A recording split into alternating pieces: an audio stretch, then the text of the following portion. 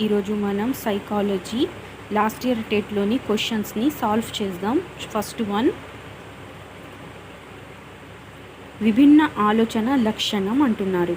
So సమస్యకు బహుళ పరిష్కారాలు లేదా ఆలోచనలను సృష్టించడం.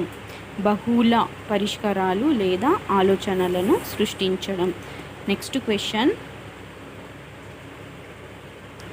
కింది వాటి నుండి స్పష్టమైన మరియు స్థిరమైన నియమాలతో పాటు అధిక స్థాయి అప్యాత మద్దతుతో కూడిన తల్లిదండ్రుల పెంపక శైలి. బాధ్యతాయుత. నెక్స్ట్ వన్, థర్డ్ క్వశ్చన్, ఒకరి స్వంత ఆలోచనలు అనుభవాల స్వీయ ప్రతిబింబాలను పరీక్షించుకునే పద్ధతి. అంటే స్వయంగా పరీక్షించాలంటే అది అంతః పరీక్షణ. నెక్స్ట్, గెస్టాల్ సైకాలజీ అభ్యాసన ఉపగమంగా దీనిని ఉద్ఘాటిస్తుంది. అంటే సమాచారాన్ని మొత్తంగా గ్రహించి వ్యవస్థీకరించడం.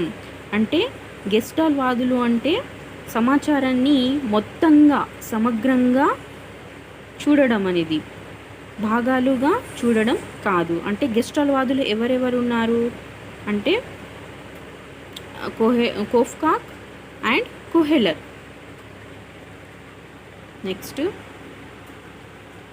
ఫిఫ్త్ వన్, ఒక పిల్లవాడికి నివాస సమీప పాఠశాలలో 8వ తరగతి ప్రవేశం నిరాకరించబడింది. ఆర్టీఈ చట్టం 2009 ప్రకారం పాఠశాల చర్య సముచితంగా ఉందో లేదో తెలపండి. అంటే ఇక్కడ ఆన్సర్, ఎలిమెంటరీ విద్య పూర్తయ్యే వరకు పిల్లలకు ఉచిత మరియు నిర్బంధ విద్యకు అర్హత ఉన్నందున పాఠశాల ప్రవేశాన్ని నిరాకరించరాదు. ఇది ఆర్టీఈ 2009 యొక్క ఉంది. నెక్స్ట్, ఎన్సిఎఫ్ 2005 ప్రకారం విమర్శనాత్మక బోధన సమిష్టి నిర్ణయాలు తీసుకునేలా విద్యార్థులకు ఈ విధంగా వీలు కల్పిస్తుంది. అంటే బహిరంగ చర్చ, బహుళ అభిప్రాయాలను గుర్తించడం ద్వారా. ఎన్సిఎఫ్ 2005 ఆన్సర్, బహిరంగ చర్చ, బహుళ అభిప్రాయాలను గుర్తించడం. Next, the RPWD act 2016 stands for rights of persons with disabilities act 2016. Answer second one.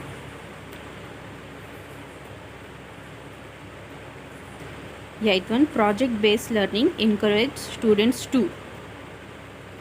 దీని ఆన్సర్, ప్రామాణికమైన వాస్తవ ప్రపంచ పరిస్థితులలో జ్ఞానాన్ని పెంపొందించుకొని అన్వయించుట.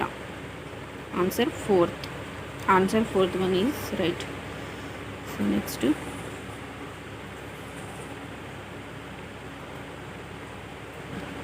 కింది వాణిలో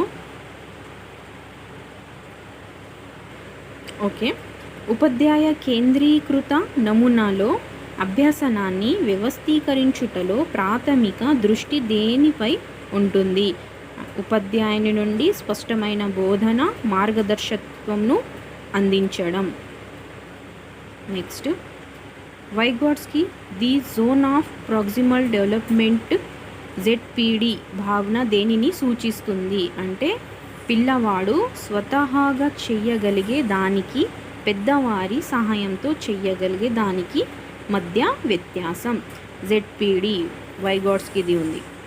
వైగోట్స్కీ జెడ్పీడి అంటే జోన్ ఆఫ్ ప్రాక్సిమల్ డెవలప్మెంట్ చెప్పిండు. మరి స్కాఫోల్డింగ్ చెప్పిండు. అంటే జెడ్పీడీలో ఏముంది అంటే విద్యార్థి తన సొంతగా చేయగలుగుతాడు, కానీ కొంచెం ఇంకా హెల్ప్ ఇస్తే మొత్తం పూర్తి చేయడానికి అవకాశం ఉంటుంది అని ఇక్కడ వైగోట్స్కీ చెప్పడం అనేది జరిగింది. జెడ్పీడి.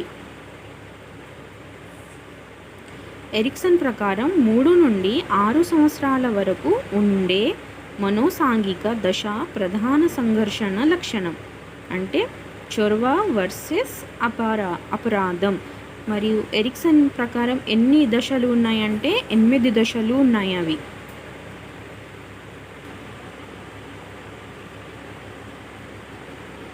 శైశవంలో శారీరక చలనాత్మక వికాస లక్షణం అంటే పాకడం, పట్టుకోవడం వంటి స్థూల సూక్ష్మ చలనాత్మక నైపుణ్యాల వికాసం. ఒక 7వ తరగతి విద్యార్థి పాఠశాల నియమాలతో తృప్తి చెందినప్పటికీ సామాజిక నిబంధనలను పాఠశాల నియమాలను అనుసరిస్తున్నాడు. ఆ విద్యార్థి కోహల్బర్గ్ నైతిక వికాసంలోని ఈ స్థాయిలో ఉన్నాడు. అంటే ఏ స్థాయిలో ఉన్నాడు అంటే సాంప్రదాయ పద్ధతి. పియాజే ప్రకారం సాంశీకరణం దీనిని సూచిస్తుంది.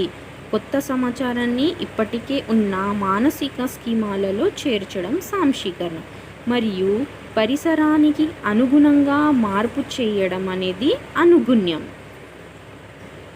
పియాజే చెప్పినది సాంశీకరణం, అనుగుణ్యం, ఇంకా ఏముంటుంది స్కీమాటా. ఇంకొకటి ఏముంటుందంటే స్కీమాటా. కింది స్టేట్మెంట్లలో వికాసం గురించి సరైన దానిని గుర్తించండి. జీవిత కాలమంతా వికాసం జరుగుతుంది. వికాసం క్రమానుగత ప్రక్రియ. వికాసం సంచితమైనది. ఇవి సూత్రాలు ఉన్నాయి, వికాస సూత్రాలు. పెరుగుదల అనేది ఒక ప్లేస్కి వచ్చి అది ఆగిపోతుంది, కానీ వికాసం అనేది అది కంటిన్యూస్ ప్రాసెస్. విస్తృతి అనే అంశంపై పరిశోధన చేసిన వ్యక్తి ఎవరంటే ఎబ్బింగ్హస్. బోధన ప్రణాళికలో ఈ అంశాలు ఉండవలసి ఉంటుంది. లక్ష్యాలను నిర్దేశించడం, విషయాన్ని ఎంచుకోవడం, అభ్యాసనానుభవాలను నిర్వహించడం. గతంలో నేర్చుకున్న సమాచారాన్ని పునఃస్మరణ చేయుటలో కొత్త సమాచారం జోక్యం చేసుకున్నప్పుడు ఈ రకమైన విస్మృతి సంభవిస్తుంది, అంటే తిరోగమన జోక్యం. అదేవిధంగా ఇక్కడ పాతది మనకు ఇక్కడ కొత్తగా నేర్చుకోవడానికి జోక్యం చేస్తే పురోగమన జోక్యం అవుతుంది. మరి ఎలాంటి జోక్యం లేదు, ఎలాంటి ఏం ప్రాబ్లం లేదు అంటే అది ఏమొస్తుంది అంటే